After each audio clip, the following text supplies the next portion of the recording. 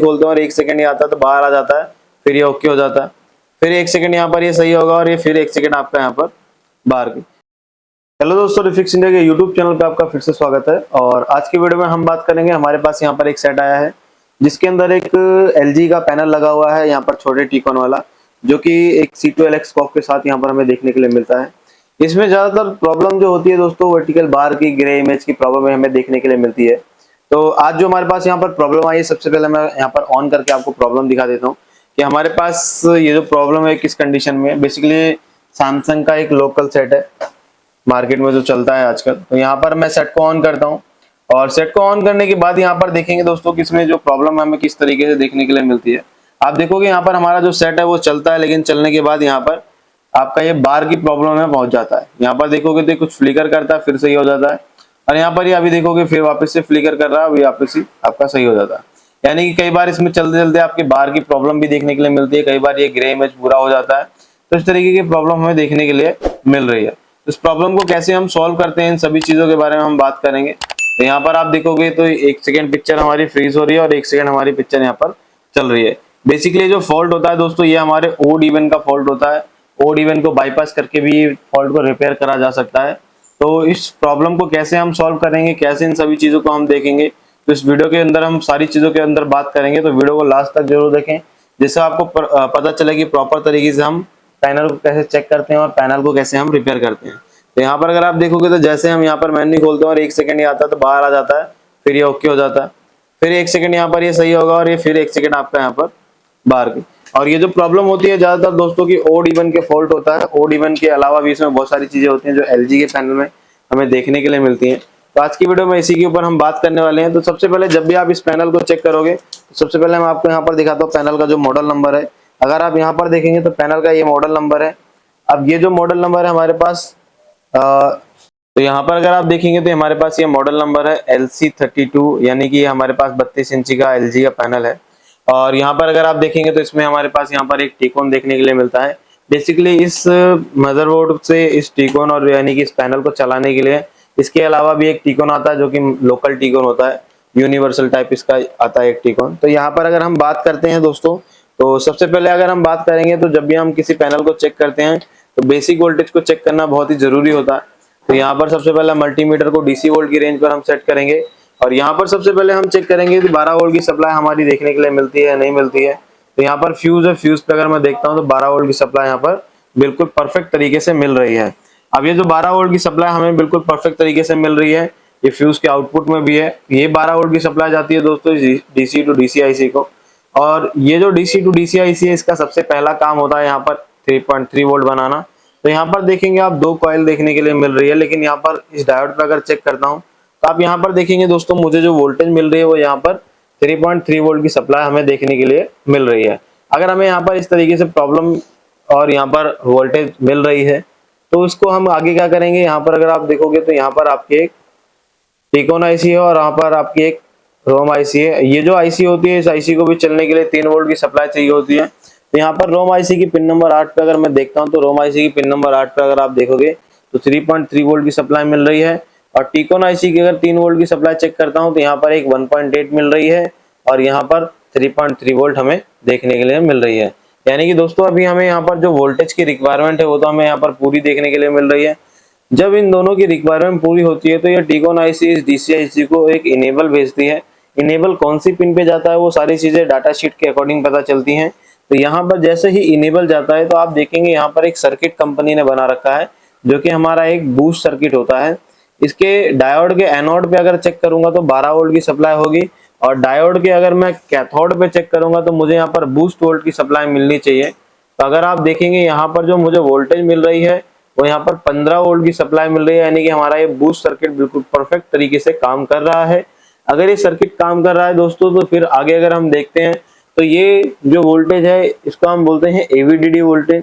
AVDD बनने के बाद दोस्तों यहाँ पर अगर आप देखेंगे तो यहाँ पर हमारे पास लिखा हुआ है HAVDD। अगर HAVDD में मैं चेक करता हूँ तो यहाँ पर मुझे 7 वोल्ट की वोल्टेज यहाँ पर मुझे देखने के लिए मिल रही है। अगर ये 7 वोल्ट की सप्लाई हमें यहाँ पर मिल रही है तो आगे अगर हम चेक करेंगे तो यहाँ पर अगर आप देखेंगे दोस्तों तो आपको यहाँ पर एक IC देखने के लिए मिल रही है और यहाँ पर भी आपको एक IC देखने के लिए मिल रही है। और ये जो दोनों आईसी लगी होती है, एक आईसी जो होती है आपकी वीजीएच के लिए लगी होती है और दूसरी आईसी जो होती है आपकी वीजीएल के लिए लगी होती है।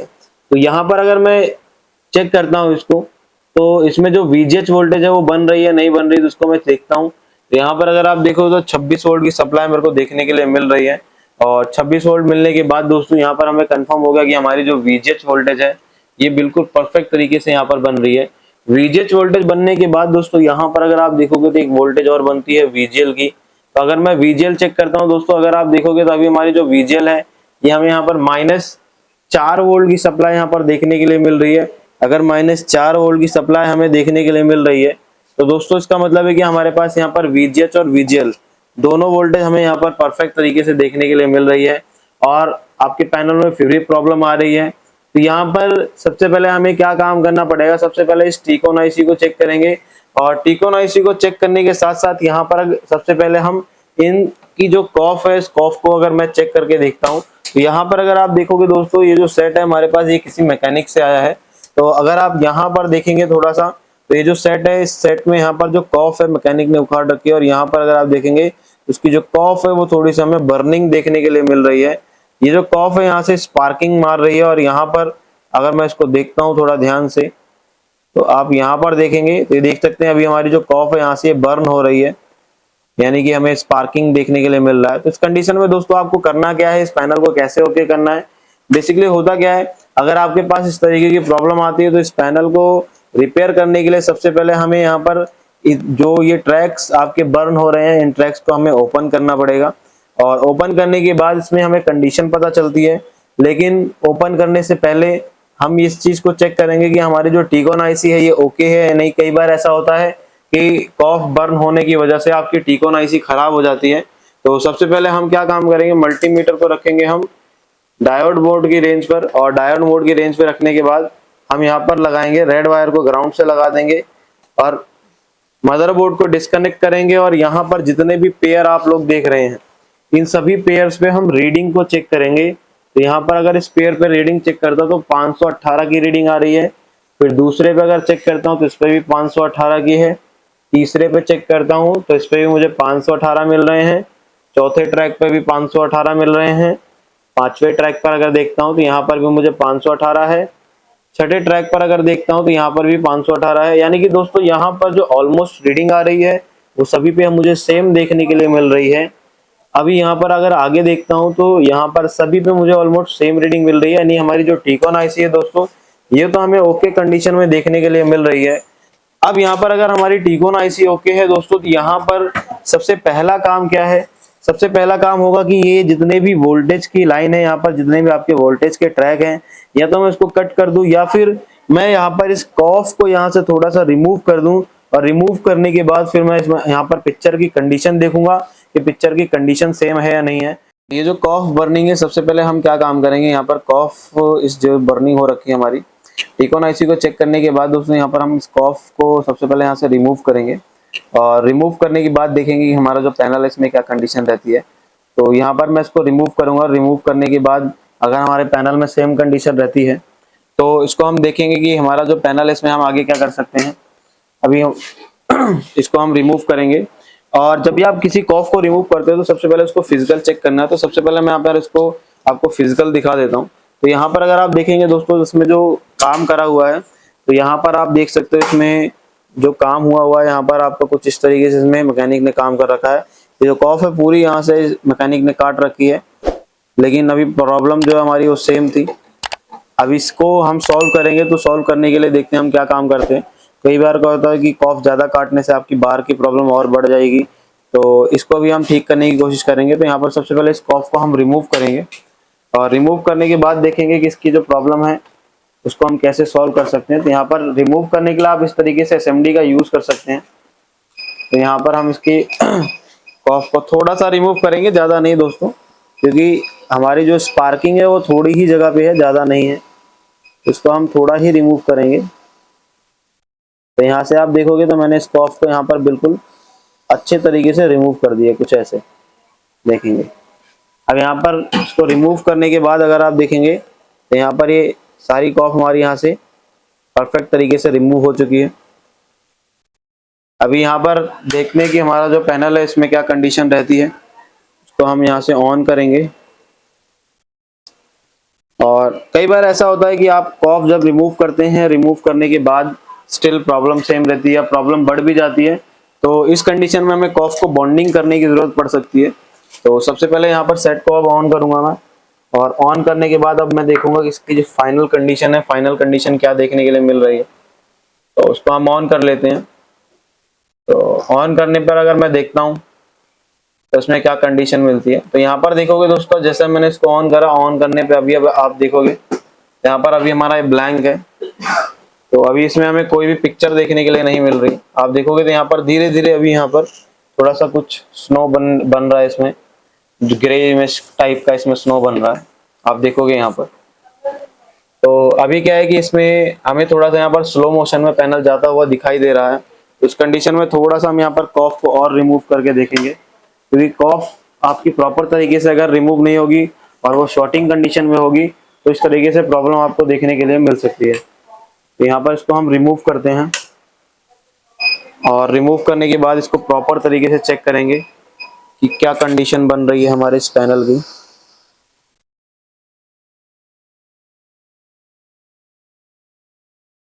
इसको हमने यहाँ से और थोड़ा सा रिमूव करा, और रिमूव करने के बाद दोस्तों जो आपकी ये स्पार्किंग है, आप इसको कटिंग भी कर सकते हो, ताकि क्या हो कि कटिंग करने से आपका जो स्पार्किंग वाला एरिया है वो आपका प्रॉपर तरीके से कवर हो जाए। तो यहाँ पर मैं इस कॉफ को यहाँ से काट देता हूँ कुछ इस तरीके से। इसको कटिंग करके देखते हैं, इसको काट देते हैं। प्रॉपर तरीके से काटना है दोस्तों, ऐसा ना हो कि आप जो कॉफ जो काट रहे हैं वो कहीं और से कट जाए। तो यहाँ पर अगर आप देखोगे मैंने कॉफ को बिल्कुल प्रॉपर तरीके से काट दिया है। तो थोड़ा सा और हम यहाँ पर मार्जिन लेंगे इसका, तो ये थोड़ा सा एक्स्ट्रा पॉइंट ले रहा हूँ इसमें। यहाँ पर थोड़ा सा इसमें एक्स्ट्रा पॉइंट हमने लिया, उसको हमने यहाँ से निकाल दिया। अभी आप देखोगे दोस्तों यहाँ पर जो हमारा स्पार्किंग हो रहा था उस स्पार्किंग वाले एरिया से मैंने यहाँ पर कॉफ को पूरा अच्छे तरीके से यहाँ पर रिमूव कर दिया। और रिमूव करने के बाद यहाँ पर थोड़ा सा स्क्रैच कर देंगे, ताकि जो स्पार्किंग हो रही थी वो हमारी निकल जाए। और फिर इस पैनल को हम ऑन करके देखेंगे कि हमारा जो पैनल इसकी क्या कंडीशन रहती है। तो यहाँ पर इसको हम क्या काम करते हैं, सबसे पहले ऑन करके देखते हैं इसको हम, और ऑन करने के बाद देखेंगे कि हमारा जो सेट है इसकी क्या कंडीशन रहने वाली है। अगर कंडीशन सेम रहती है तो इसको हमें बॉन्डिंग कराना पड़ेगा, क्योंकि यहाँ पर जो कॉफ है हमारी स्पार्किंग मार रही थी। तो यहाँ पर अगर हम देखते हैं तो अभी हमारी जो प्रॉब्लम है स्टिल मुझे लग रहा है कि इसमें सेम प्रॉब्लम अभी देखने के लिए मिल रही है। तो यहाँ पर अगर आप देखोगे तो अभी हमारा पैनल ब्लैंक है, लेकिन यहाँ पर ये धीरे धीरे ऑन हो रहा है। इसमें स्लो मोशन अभी भी हमें स्टिल देखने के लिए मिल रहा है। तो इस कंडीशन में सबसे पहले हम क्या करेंगे, एक बार पैनल की वोल्टेज को चेक करेंगे। कई बार ऐसा होता है कि आपने कॉफ निकाल दी, कॉफ निकालने के बाद आपकी पैनल की वोल्टेज जो होती है वो ड्रॉप हो जाती है। तो सबसे पहले यहाँ पर इसको हम चेक करते हैं, और चेक करेंगे इसकी जो वोल्टेज वगैरह बनती है उस वोल्टेज आपकी प्रॉपर तरीके से बन रही है नहीं बन रही। सबसे पहले यहाँ पर चेक करता हूँ तो आप देखोगे वीजीएल वोल्टेज बिल्कुल ओके बन रही है। फिर यहाँ पर देखता हूँ तो मेरी जो वीजीएच वोल्टेज है वो भी मेरी यहाँ पर ओके बन रही है। अगर वीजीएच वीजीएल आपकी ये दोनों वोल्टेज ओके बन रही है तो यहाँ पर दोस्तों आपके कुछ सीकेबी के ट्रैक होते हैं। सीकेबी ट्रैक से आपको वोल्टेज चेक करने की आवश्यकता पड़ती है। तो यहाँ पर अगर मैं देखता हूँ तो जैसे यहाँ पर है आपका एक जो वोल्टेज है, सीकेबी के कुछ वोल्टेज होते हैं। तो यहाँ पर अभी जो मुझे वोल्टेज मिल रहा है 6 वोल्ट मिल रहा है।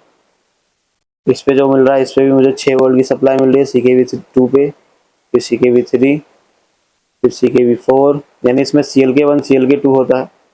तो CKV की वोल्टेज भी हमारी यहाँ पर बिल्कुल ओके तरीके से बन रही है।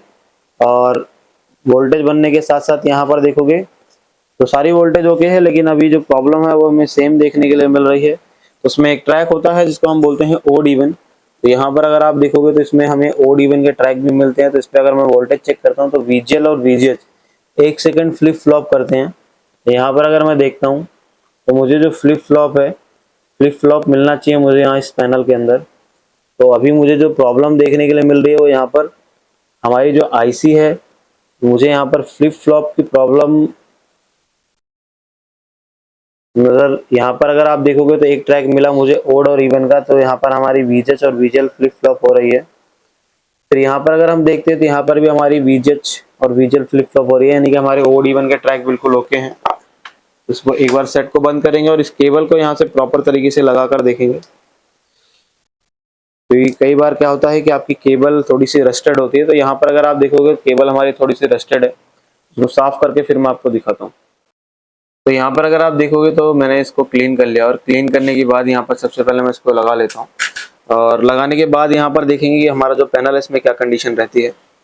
तो सबसे पहले यहाँ पर इसको हम बढ़िया तरीके से यहाँ पर लगाते हैं, क्योंकि क्या होता है अगर आप कनेक्टर यहाँ पर सीधा नहीं लगाओगे या टेढ़ा लगाओगे तो आपका जो पैनल है और आपकी जो LVDS है बर्न हो सकती है। तो इस कंडीशन में सबसे पहले हम क्या काम करते हैं, यहाँ पर इसको हम लगा लेते हैं बिल्कुल प्रॉपर तरीके से।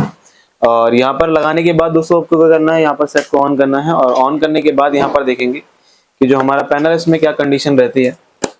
तो इसको हम ऑन कर लेते हैं प्रॉपर तरीके से यहाँ पर। तो यहाँ पर सेट को ऑन करा, अगर आप देखोगे तो यहाँ पर जो हमारी पिक्चर है बिल्कुल परफेक्ट तरीके से देखने के लिए मिल रही है, इसमें कोई भी लाइनिंग कोई भी बार हमें देखने के लिए नहीं मिल रहा है, और हमारी जो पिक्चर है वो बिल्कुल ओके आ रही है, इसमें कोई भी स्कैनिंग वगैरह कुछ नहीं आ रही है।